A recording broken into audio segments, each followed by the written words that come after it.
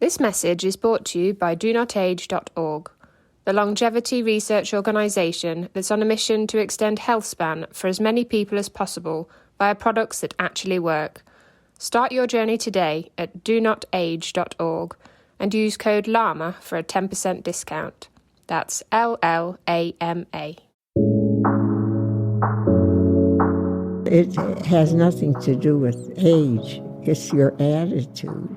It's what the person can give and what they see in life. There's so much to know about humanity. Hello and welcome to the LLAMA podcast. I'm Peter Bowes, and LLAMA, Live Long and Master Aging, is where we explore the science and stories behind human longevity.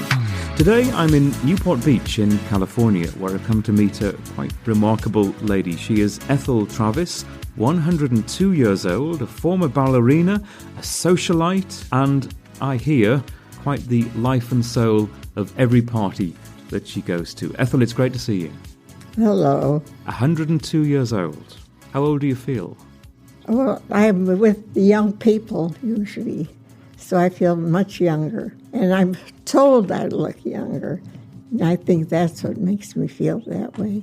You look great. You look fantastic today. Thank you. Do you take the attitude that a number's just a number? I guess I'm getting to be that way because I see how my life is going. And I don't feel old. And I find that even this building is loads of people, and I make friends very easily. So I have to know my limitations. Do you think that is part of the secret, that you can make friends easily, and you have a lot of people? Today you've got your family around you. Well, I've had family. I was very fortunate. My mother had 4 sisters. And we all lived in the same neighborhood in Chicago. And they used to take us little children, all the cousins, to the park. So we really got accustomed to our cousins.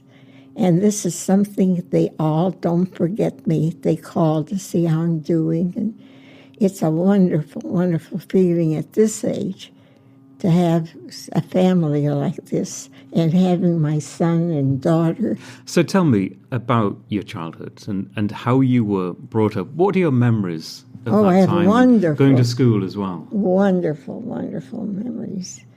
I've always been, being a dancer, the principals always had me entertained. And of course, to do that, everybody cares for you because they know what you do.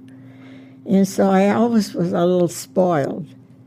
I always felt that whatever I do must be right. Were you a show-off as a kid? No. I used to make clothes. I knew how to sew. I used to make my mother outfits all the time. But was there something in you that wanted to perform, do you think? Well, when I was very young, you start so young, you learn to perform. And I've been very fortunate when I did, because everything I did was very easy for me. And I was recognized too, and that spoiled me a little too, because I felt that I was capable. You were obviously you were a dancer, so you were very athletic as a young woman. Yes. When I took dancing, I had a girlfriend. We went to kindergarten together. And one day, the mothers came in the morning to pick up us girls. And my mother wasn't there, and I was crying. So one of the mothers came up to me and said, "Why are you crying?" I says, "My mother must have forgot me." So they said, "Where do you live?" And I told them. They said, "Well, we live on the same street." So she says, "Come on, I'll walk you to where your mother is." So my mother started coming. She was a little late. And both ladies looked at each other, and they both went to the same school together. And so the daughter and I become girlfriends all the years. And I used to use her for my exercises. She was heavy. So I'd have her get on her hands and feet, and I would do the flips over her. And that was my experience with her. But we were girlfriends for many, many years. She had remarried a few more times, but that was perfectly all right with me. We got along very well. So were you a professional dancer? Yes. So tell me about those times. That was very interesting because the woman that was very, this dancer, the one from Russia, she took a liking to me. And she saw that I was entertaining every big show wherever it was being put on, either in Chicago or New York. And she always managed, because she knew how I was good at that, she would always give me one of the head parts, take over one of the head parts. And I just went through it and enjoyed it immensely. And I loved her also because I knew she took a liking, and she was the kind of person that I could get along, and she knew my failures and my good things about me. And so this went on for quite a while because I was 20 years on the stage, and I loved it. I loved every bit of it. But I'll tell you one thing about me. When I used to go for classes, from after I was through with dancing, I would always go to a dance because I felt I have to keep my body good. And bearing in mind your great age now, you spent most of your childhood and your early years as an adult, as a dancer. There was a lot of physical activity. Yes. How do you think that helped you in life? Because my parents were very good to me, and they believed that I was smart enough to be taught. They didn't have to tell me what I wanted to do. And it's very helpful. I tell people when they hear my age, and I don't want all this business of putting their hands around me or anything, and I'll say... What people want to hug you, do they? Yes. And you don't want that? No, because I feel you never know. You can catch people have different problems. But I did tell people the best thing is when you have good parents and they lead you the right way. And they certainly did because they trusted me. So let me ask you the question that I'm sure you must have been asked many, many times, and that is the secret question, the secret to your longevity. I had confidence in myself. That's the word, confidence. Because I was never afraid to try the best I could. And many times I did things that probably other people never did. Because I always wanted to create. I was more of a creator. Were you ambitious? Yes, always. What do you think it's been about your lifestyle and the way that you've lived your life, that the jobs that you've done, maybe the exercise and the physical activity that you Well, had? I feel that I become very independent because I felt strong and I was doing the right thing. As far as your career was concerned? Yes, because I was very successful. Wherever I did, it turned out good. And I maybe didn't realize it at the time, but as I grew up and be more mature, I saw it. And what about your health over these years? I've been healthy all my life. Did you always have an optimistic frame of mind? Yes. You're always positive about life? I wasn't afraid. I'm that way today, You're looking very stylish today, and you obviously enjoy your jewelry. And that's the way I am with people, right, Carol? Carol's your daughter. Yes. Sitting in the background here. Hi, Carol. And that's my son. That's her husband. You still enjoy going shopping today? I love it. I don't spend money. I make my own clothes. So I never had to go out buying clothes. And I knew how to save money. But you do occasionally go out shopping now and, yes, and buy some new because stuff? there's things I like to add to it or do. And downstairs in the office, here, the main office, they said to me, Ethel, no matter where you're going, you must stop here because we got to see what you're wearing. And this is the apartment complex that you live in. They always want to say hello as you're leaving or coming home? I get a lot of respect for people here. And when you go out shopping and you're talking to the shop assistants in the stores and you're trying to choose your clothes, yes, do you tell them how old you are, and do you get into a conversation about that? I tell everybody my age. Oh, you're proud of it? And they're laughing. They know I'm truthful, but I do it purposely. It isn't because I want to show off, but I know people have to be told that they'll say to me, well, what's your secret? I says, it has a lot to do with the way you're raised. You start when you get married to a man, you have to, and you have children, you have to know how to teach these children how to live and be honest about things. And what is the most important thing, do you think, to tell children? Well, this is it. I think you should bring them up and show them that you don't fight with each other. That's one thing. I never saw my mother and father fight.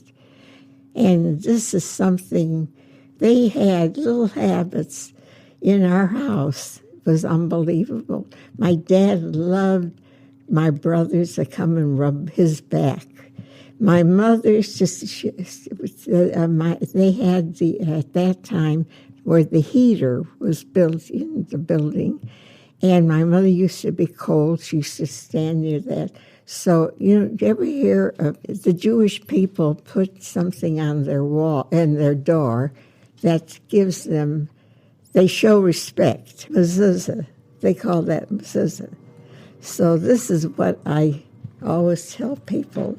If you want your children to have respect for you, parents, and my mother, she was standing where the heat is. She was always cold, so we always say, are you a mezuzah? You know, like that. So there was a sense of humor in my household. Unfortunately, I lost both brothers. I did everything for my parents when they had to be put in a home. And my mother didn't want to go in the home because my dad, he was failing. And so she was very smart.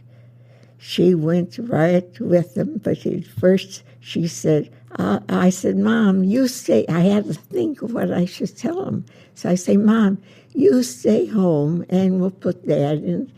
I knew my mother wouldn't be that way.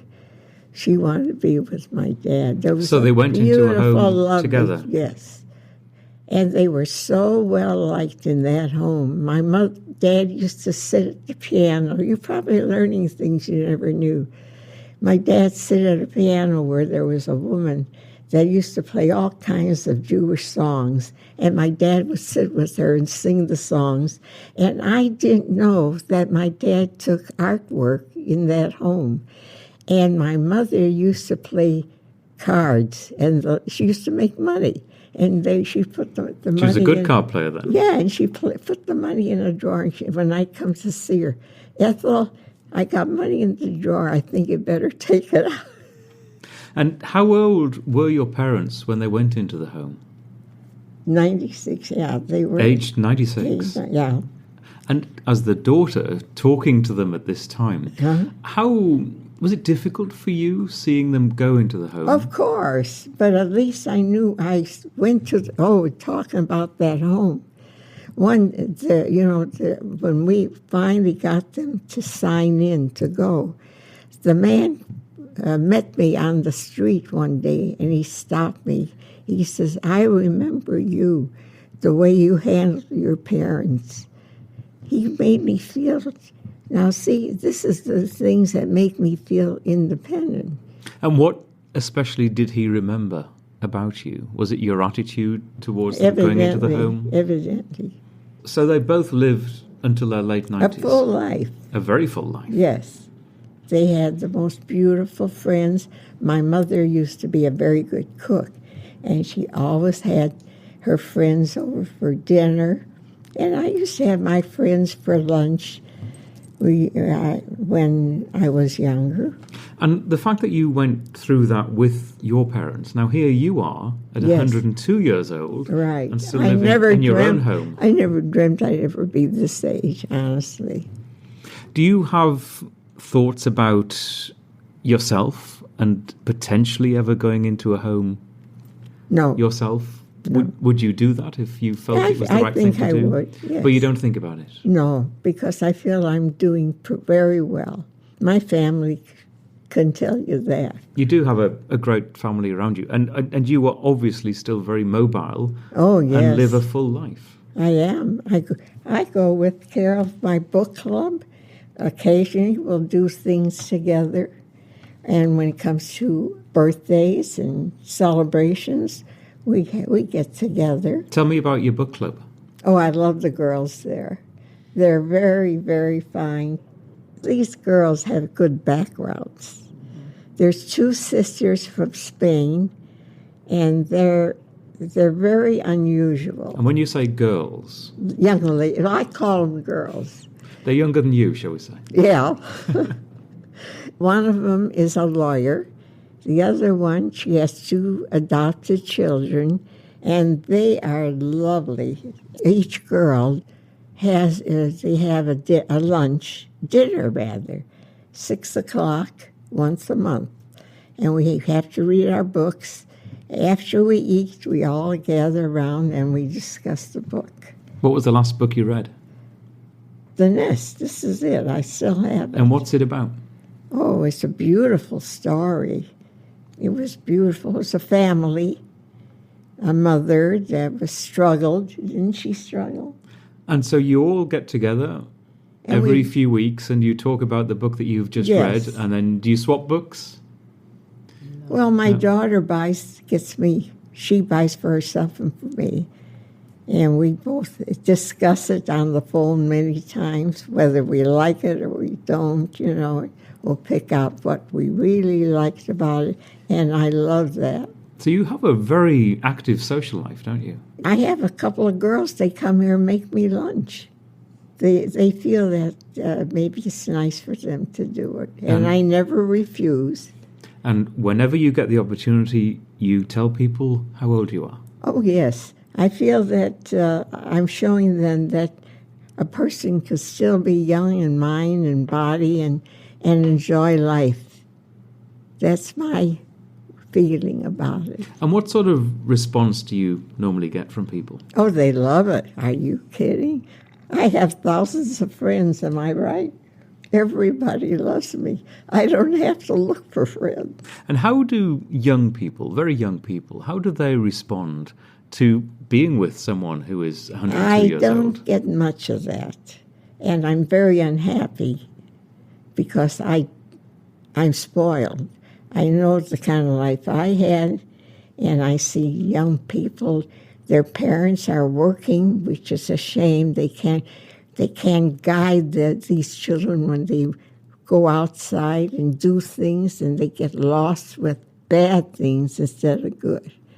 I think that's terrible today. Tell me about your diet, your lifetime of eating. What sort of foods have you eaten? Have you been particular about what you've chosen? I was a little on the heavy side at one time, wasn't I, Carol? Because my husband was so good to me. He loved to take me out for dinners.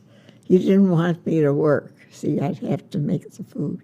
So then I did refuse. So I started putting on weight.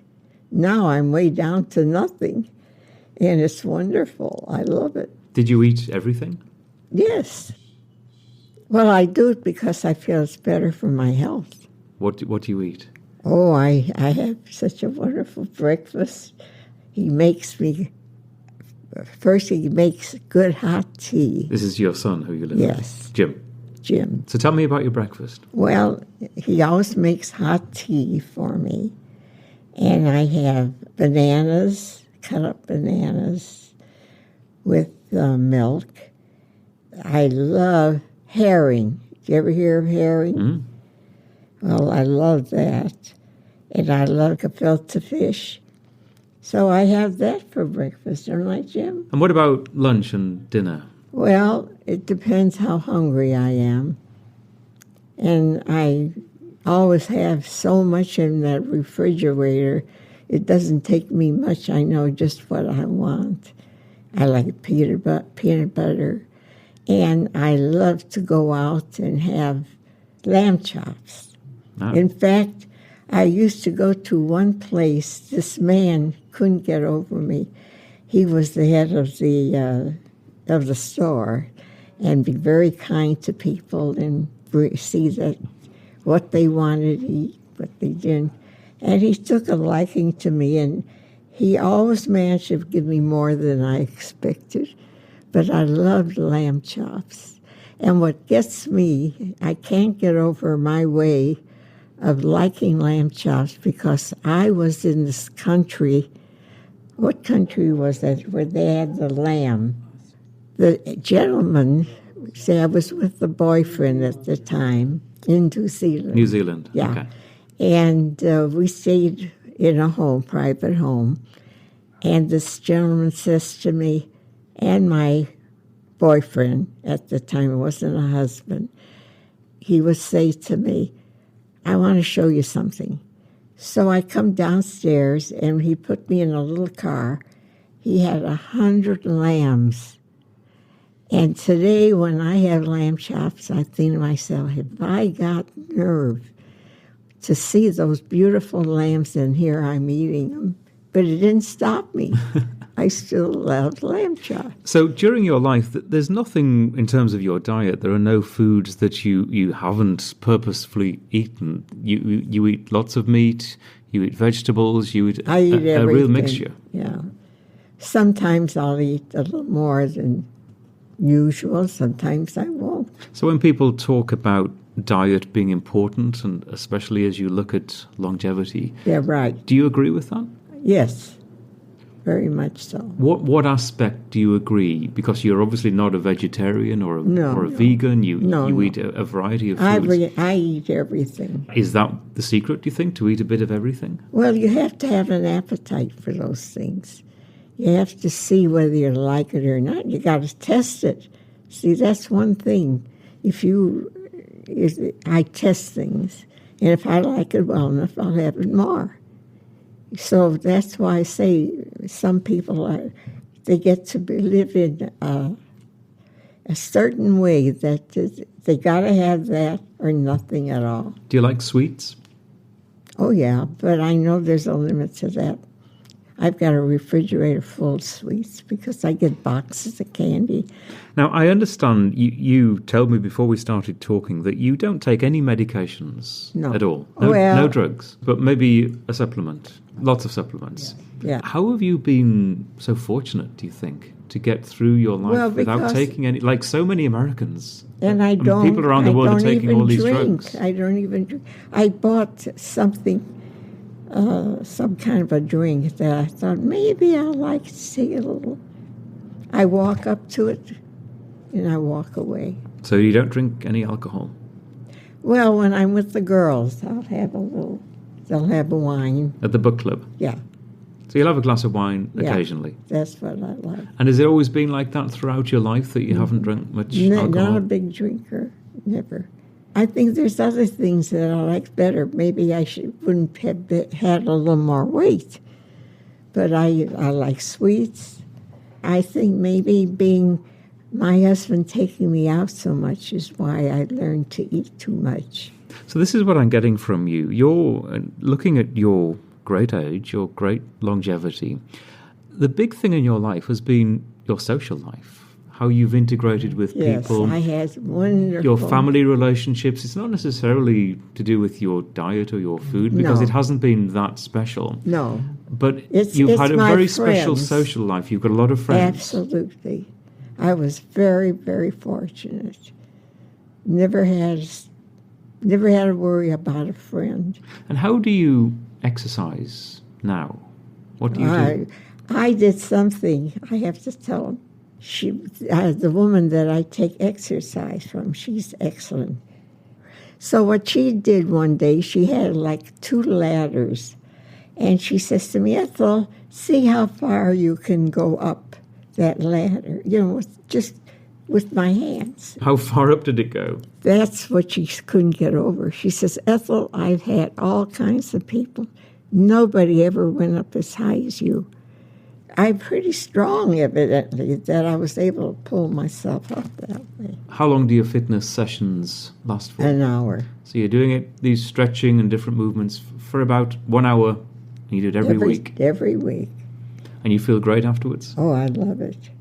And then, of course, on Friday, I get that massage, and she can't get over me. So Friday's the massage. Yes. And you go to the studio. And Wednesday is the studio. It sounds like these exercises do you a world of good. It does. Wonderful. And you go every Wednesday. Every week. And then you've got your book club, which is every... Once a month. You've got a busy life, haven't you? Oh, yeah. I wouldn't be happy if I had to sit around and do nothing. And I don't. I can show you, I made beautiful clothes. And they had my son and daughter, this last party, that 200-year birthday was. 100. Oh, 100. I'm losing it. I'll come to the 200 Yes, party. That was some party. Your 100th birthday, that's quite an achievement. Sure it was. Did you have fun at the party? Oh, definitely. And my friends were In fact, there. I'm told you were the life and soul of the party. Oh, yeah. People know me. I'm there. Listen, I was an actress, and I was on the stage. I was going to say, you like being the center of attention? Well, it's a habit. So how does it feel? Well, there are times where I'm not pleased about something. I'm not perfect. I know that. What do you mean there are times you're not pleased about something? Well, sometimes I may react to things that might not be as good as it should be, but I'm human. I'm not perfect. And do you tell people what you think? Oh, yes, a lot. You're strong-willed and strong-minded? Yes. I tell them sort of things purposely annoy you? because I want them to realize you don't have to be worried about things. And, women love to complain. That's why there's women here. They're lovely. I invite them to my parties, but I don't have much to do with them. I have special friends. To me, they're special for what they believe and what they do. That's one thing. I won't have anything different because I'm accustomed to it. And what makes someone a special friend? If you could describe what that person's sincere, like. And women have a habit of talking about other women, how bad they are. Not good things, mostly bad things. I don't like that. And I'd rather not be with them. Why should I spend my time? My time is more important. Because I feel, who knows tomorrow for anybody, whether they'll be here or not. So you enjoy surrounding yourself by like-minded people, yes. People who you can think the same way as. Yes. And do you think you learn a little bit from them and they learn a little bit from you? Oh, definitely. I'm always open to learn, whether I like it or not. If I don't say nothing, and that's all. I know how to keep quiet. And sometimes I don't like it. I'll let them know. Everything about you is kind of made for longevity. Which I don't think that way, though. You don't think in terms of yourself as having lived a great, long life? Well, I want to live longer. I want to make history. I've already started being in history, right? I think you have. All right, so what's your ambition? I'm not very unhappy the way things are going now with the people. I watch television purposely to see what goes on because, you won't know unless you watch. It doesn't mean that you like what you watch. Now, you're unhappy with what you see happening in the world on the news? Yes. And I feel children, it's not fair when they don't have the opportunities when they can. And there's parents that they don't get along and the children suffer for it. And they never have a good life because they don't know the difference. So it's the way people live their lives today that makes you uneasy. Yes. And that too much giving And children should know that you get, whatever you get, you got to pay for it. You don't have to get things too easy. That's not the best thing in the world, because they're affected more so than you are. And in terms of your own life, 102 years old, as you look to the future?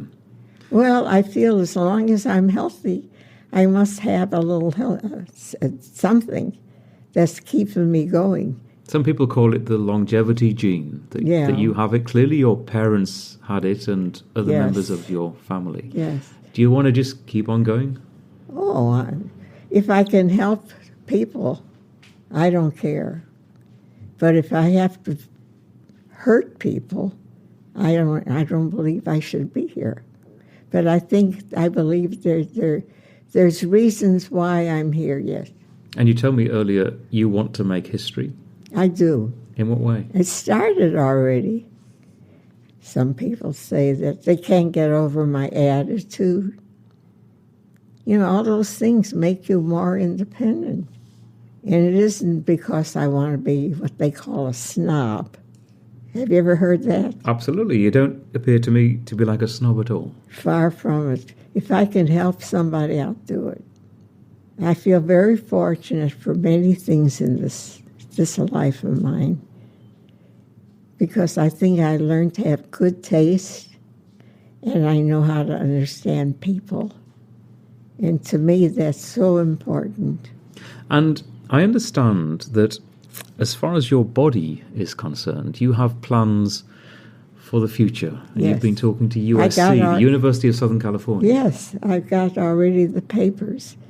And it says when the time comes for the family that I'm dying, because I'm going to be used for the future, and maybe some of the good things that come out of me will help somebody else. So you're going to donate your body for scientific research? Mm-hmm. Because I remember ever since I was a little girl, and my mother and dad were very proud of me.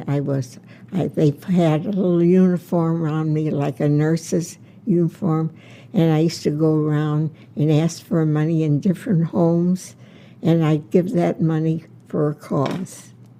And then at one time, I'll never forget, I got on like a little box, and I got up to talk, but they didn't keep me long, but they got a kick out of it, whatever it was. I don't remember it so long. I was a little girl.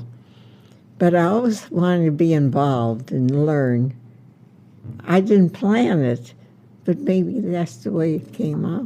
And I think you still have that same attitude, don't you? That the attitude that you had as a young girl, as a 102-year-old now, you have the same approach to life. We never know what tomorrow brings. When you watch television and you see people, lovely, good people, getting killed, or what happens to people that they don't deserve, we never know. We never know what it's going to be. Well, Ethel, I like your attitude very much. It's been a real pleasure to meet you. Thank you. Thank you very much. I like your smile. Oh, thank you. And I like your smile too. It's a beautiful smile. Thank you so much. It's really been fun. And that is it for this episode of the LLAMA podcast. Before we go, a reminder that there are many ways to listen via our website, which is LLAMApodcast.com. There's iTunes, TuneIn, and Google Play Music. And you can follow us on Facebook and Twitter. I love music. At LLAMA Podcast. Did you close off? No, I think we'll keep going. I'll tell you one thing. I'm a lover of music. I can get up 3 o'clock in the morning. They have the ballet, the opera, everything that I've been trained when I was a young girl. So you tune into the radio in the middle of the night to listen to some of that? Yes. And when I was young, that's what my parents used to do with me. They'd take me to the operas, ballet, everything. With Carol, we go see the ballet now, which the young woman. Do you think music keeps you young? Yes. I love music, yeah. What's your favorite music? Do you have one particular composition? Well, I'll tell you, I always loved cello. And poor Carol, I talked the to cello? her. She played the cello. And my little grandchildren, they learn as in their first grade, they had them sitting and playing cello. I played the cello as a kid. I wasn't very good, but I attempted to play. Isn't that cute? I didn't think it was cute at the time, We have actually. something in common. Yes, we have. And so does Carol, because Carol played. Ethel, I think you and I could reminisce for the rest of the day, for many hours to come, but we have to close here. Yes, all right. It's really been fun to talk to you. Thanks. Well, I'm glad.